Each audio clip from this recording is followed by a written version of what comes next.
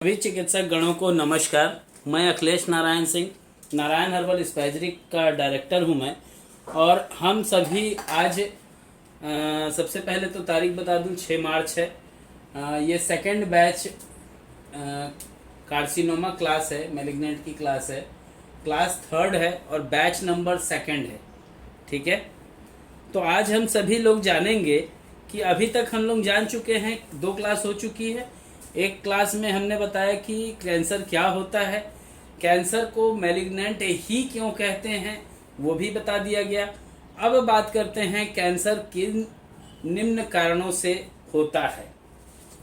तो कैंसर निम्न कारणों से होता है, इसके लिए सभी, और अगर किसी को लगता है कि मुझे ये कोर्स करना है तो ये कोर्स आप अटेंड करने के लिए 8,000 रुपीज़ वन पार्ट में और सेकंड पार्ट में 6,000, लोग टोटल 14,000 का ये कोर्स है, जिसमें 2-2 हज़ार रुपये करके आप जमा कर सकते हैं 8 महीने तक। 6 महीने तक, 6 महीने के कोर्स का ड्यूरेशन है ये।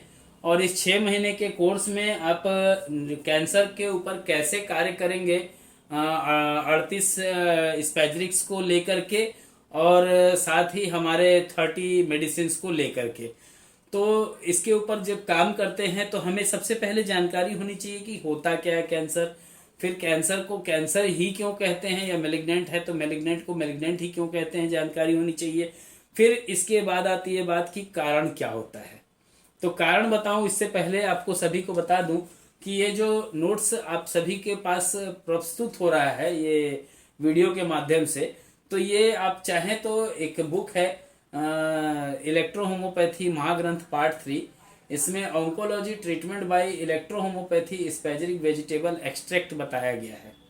एसेंस नहीं बोला गया है, एसेंस तो आप मदर टिंचर से जनरेट कर सकते हैं, बट एसेंस नहीं है, एक्सट्रैक्ट है। अब बात आती है कि अगर इस कोर्स को हमें करने से लाभ क्या। भाई, इस कोर्स को करने से लाभ यह है कि अगर हम अपने क्लिनिक में कैंसर के पेशेंट को ट्रीट करना चाहें तो हम कर सकते हैं, क्योंकि हमें उसके लिए उसकी मेथोडोलॉजी मालूम होनी चाहिए, प्रोटोकॉल मालूम होनी चाहिए, और वो यूज़ होने वाली मेडिसिन का और एक्चुअल नॉलेज होना चाहिए। यही नॉलेज हम दे रहे हैं इस क्लास में। अगर किसी को एक कोर्स को करना हो तो एक साथ 14,000 जमा करके भी इस कोर्स को कर सकता है, और नहीं तो 6 महीने 2-2 हज़ार रुपये जमा करेगा। और जब इसका नेशनल कॉन्वोकेशन प्रोग्राम होगा उस टाइम उसको उससे पहले 4,000 जमा करना होगा। इस तरीके से 14,000 जमा करना है। आप चाहें तो इसको एक साथ 14,000 भी दे सकते हैं, और आप चाहें तो इसको 14,000 को पार्ट में भी दे सकते हैं। तो आइए आगे हम बात करते हैं। आज कैंसर निम्न कारणों से होता है: प्राकृतिक विरोध, धर्म, मिथ्या, आहार विहार, आमोद या आम दोष जिसको बोले हम, या कब्ज हो सकती है, शारीरिक और मानसिक विकृति हो सकती है, मेंटली डिसऑर्डर हो सकता है, या बहुत अधिक मांसाहार का भोजन का सेवन कर रहा हो, मद्यपान का सेवन कर रहा हो, धूम्रपान, तंबाकू सेवन, मिलावट वाले जो सामग्री होती है, खाद्य पेय होते हैं, उनका सेवन हो रहा हो, प्रदूषण पर्याप्त मात्रा से ज़्यादा उसको प्रदूषण झेलना पड़ रहा हो, विषैली औषधियाँ और कीटनाशक, और कभी कभी कीटनाशक का जो संरक्षण करने के लिए जो अनाजों में मिलाए जाने वाला पाउडर होता है वो हो, नशाखोरी हो, श्रृंगार प्रसाधन का प्रयोग किए जाने वाले जो प्रसाधन वस्तुएं होती हैं वो हों, या किसी को मैं बोलूं कि अत्यधिक मात्रा में उसका एक्सरे हो रहा हो, तो उस अवस्था में, या बोलूं कि विषाणु व्याधि जिसमें प्रतिरोधक क्षमता की बहुत ही कमी आ गई हो, ल्यूकोसाइटोसिस टाइप का जनरेट हो गया हो, तो या बोलूं कि संयोग, मतलब बात करूं कि उसके आहार का जो सेवन करने की जो इच्छा होती है वो उसके विरुद्ध कुछ और खाता है, बार बार मतलब जो जिसकी ज़रूरत नहीं है बॉडी को, बार बार उस चीज़ को आप दे रहे हैं। तो या बोलूं कि खाली पेट रहते हैं और उस कंडीशन में बहुत ज़्यादा मिर्च मसाला चटपटा खाना पदार्थ या कभी कभी अल्कोहल का सेवन करते हैं, अत्यधिक चिंता करते हैं, कामोत्तेजना बहुत अधिक रखते हैं, ऐसे व्यक्ति जिनको क्रोध आतंक के भाव तक उनके आता हो, ऐसा व्यक्ति हो, जो मानसिक रूप से बोलना चाहिए सिजोफ्रीनिया का पेशेंट हो, या मानसिक कोई विकार हो, कुंठा हो, या उपदंश हो, सुजाक हो, सिफिलिस हो, या किसी को ये भी कह सकता हूं कि हेमोराइड पाइल्स हो, जो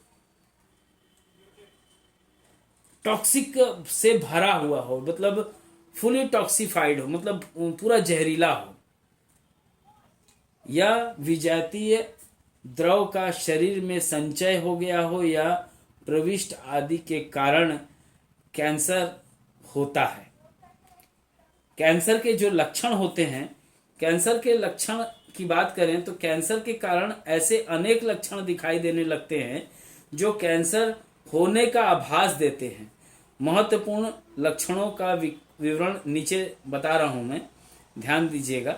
अपच हो जाना या निगलने में कठिनाई होना, आंतड़ियां और मूत्राशय की जो कार्य प्रकृति होती है उसमें परिवर्तन आना, घाव भरने वाला हो तो भी लगे कि ना भर रहा हो, घाव ना भरने वाला हो, असहज रक्तस्राव या रक्त प्रवाह होता हो, स्तन या शरीर के किसी अन्य भाग का मोटा हो जाना या पिंड बन जाना, मतलब या उसको नोट्स बन जाना, किसी मस्से या तिल पर विशेष परिवर्तन का होना, तंग करने वाली खांसी या आवाज का बैठ जाना, शरीर का भार में कमी। वैसे यह लक्षण केवल कैंसर के कारण ही पैदा नहीं होते, इनके अनेक कारण भी हो सकते हैं, अतः इन्हें देखते ही कैंसर नहीं है मान लेना चाहिए। 2 सप्ताह तक इन लक्षणों के बने रहने पर इन्हें चिकित्सक को दिखलाएं। कष्ट बढ़ने का इंतजार न करते हुए, दर्द कैंसर का आरंभिक लक्षण नहीं होता है। कैंसर का जितना ज़्यादा जल्दी पता चल जाए उतना जल्दी उसका उपचार आरंभ किया जा सकता है, जो कि पूरी तरह रोगी को स्वस्थ होने की संभावना उतनी ही अधिक होती है जितना जल्दी उसका ट्रीटमेंट चालू होता है। कैंसर चिन्हों के बारे में सचेत होने की आवश्यकता होती है। उसके अलावा सभी महिलाओं और पुरुषों को नियमित अपनी जांच करवानी चाहिए।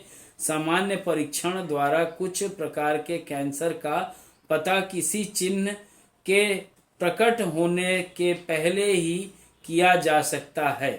ये कैंसर निम्नलिखित तौर पे हैं। कौन कौन से कैंसर है भाई, बता दे रहा हूं, है ना।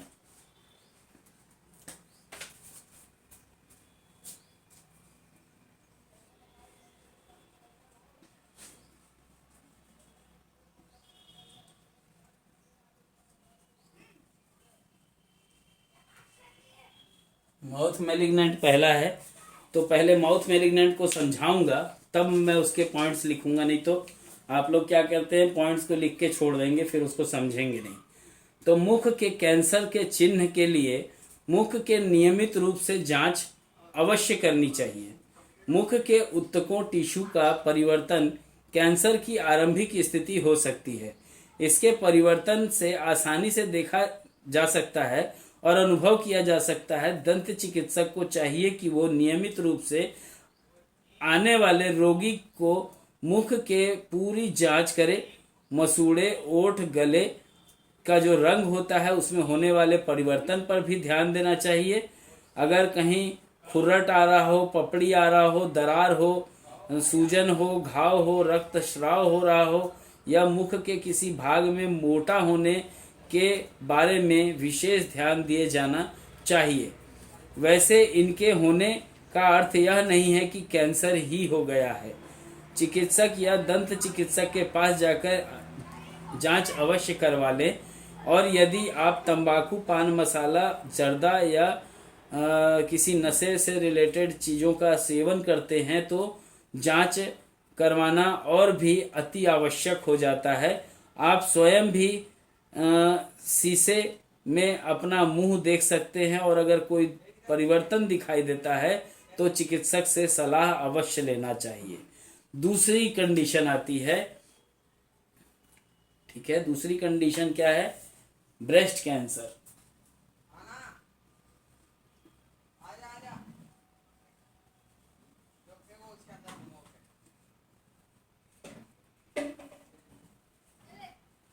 ब्रेस्ट कैंसर और ब्रेस्ट मैलिग्नेंट। तो ब्रेस्ट कैंसर की संभावना जानने के लिए सभी महिलाओं को स्तन के स्वयं परीक्षण का ढंग जान लेना चाहिए और हर महीने अपने स्तन को स्वयं परीक्षण कर लेना चाहिए। मासिक धर्म अवधि के कुछ दिनों के बाद स्तनों का परीक्षण करना ठीक होता है।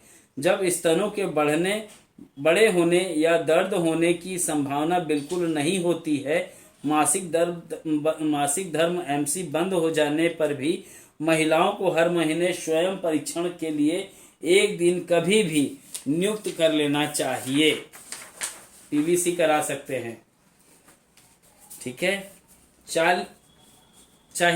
40 वर्ष से अधिक आयु की महिलाओं के लिए यह परीक्षण विशेष रूप से महत्वपूर्ण होता है, क्योंकि इस आयु में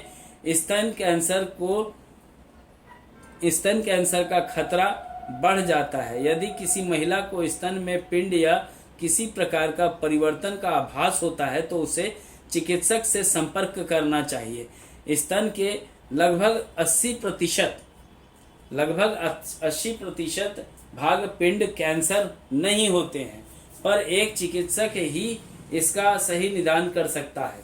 महिला की डॉक्टरी जांच करते समय उसके स्तन में पिंड बन जाने या पिंड मतलब नोड्स, ठीक है, बन जाने या स्तनों के बड़े हो जाने जैसे किसी असामान्य परिवर्तन की जांच अवश्य की जानी चाहिए। स्तन के मैमोग्राम अर्थात मैमोग्राम एक एक्सरे होता है से उस छोटे से छोटे ट्यूमर या परिवर्तन का पता चल जाता है, जिसे एक चिकित्सक सावधानी से जांच करने पर भी नहीं जान पाता। 40 साल की आयु के बाद हर महिला को 1 से 2 वर्ष में मैमोग्राम करवाना चाहिए। महिला की उम्र जब 50 वर्ष की हो जाए तो प्रत्येक वर्ष मैमोग्राम करवाना चाहिए। तो ये बातें तो ही ब्रेस्ट कैंसर के लिए। आइए तीसरी बात जानते हैं गर्भाशय ग्रीवा सर्विक्स के कैंसर के लिए।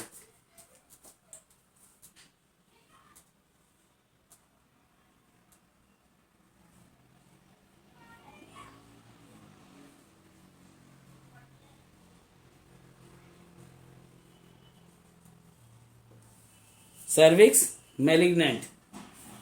मैलिग्नेंट सामान्य गर्भाशय ग्रीवा कैंसर होने से बचाया जा सकता है। सामान्यतः गर्भाशय ग्रीवा यानी सर्विक्स मैलिग्नेंट होने से व्यक्ति को बचाया जा सकता है यदि 40 से 60 वर्ष की आयु की महिलाएं जो होती है वो नियमित रूप से श्रोणित पेल्विक का परीक्षण तथा लेंस परीक्षण पेपिसीमियर करवाती हैं और श्रोणीय क्षेत्र जो पेल्विस होता है परीक्षण में महिला चिकित्सक गर्भाशय, अंडाशय, डिंब वाहिनी जो नली होती है, डिंब वाहिनी, डिंब मतलब क्या हुआ? ओवरी हुआ, और डिंब वाहिनी मतलब जो नली हुई वो फ्लोपियन ट्यूब हुआ। मूत्राशय तथा मलाशय के असामान्य आकार की जांच करती है। वह स्पेकुलम के द्वारा गर्भाशय ग्रीवा को देखती है और फट्टा या कष्ट खुरुचनी से कोशिकाओं को निकाल लेती है और रोग वैज्ञानिक पैथोलॉजिस्ट माइक्रोस्कोप और खुर्दबीन जो कि एक स्पेशली माइक्रोस्कोप से कुछ एडवांस होता है की सहायता से इन कोशिकाओं की जांच करके पता लगाते हैं कि ये सामान्य है, बिनाइन है और ये कैंसर में परिवर्तित हो चुका है, मैलिग्नेंट में कन्वर्ट हो चुका है। तो इसकी जानकारी निकालते हैं और तब आता है बात स्किन कैंसर की।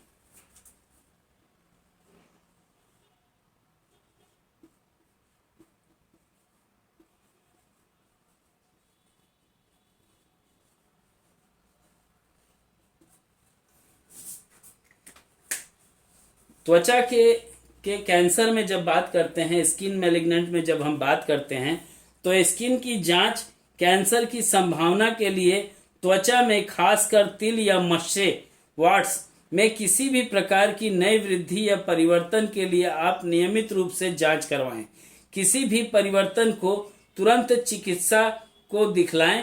सामान्य डॉक्टरी जांच के दौरान डॉक्टर को त्वचा की भी जांच करनी चाहिए। बात करते हैं वृद्धांत और मलाशय की, जो बोलना चाहिए कैंसर होता है उसके लिए। पहले मैं इसे मिटाना चाहूँगा।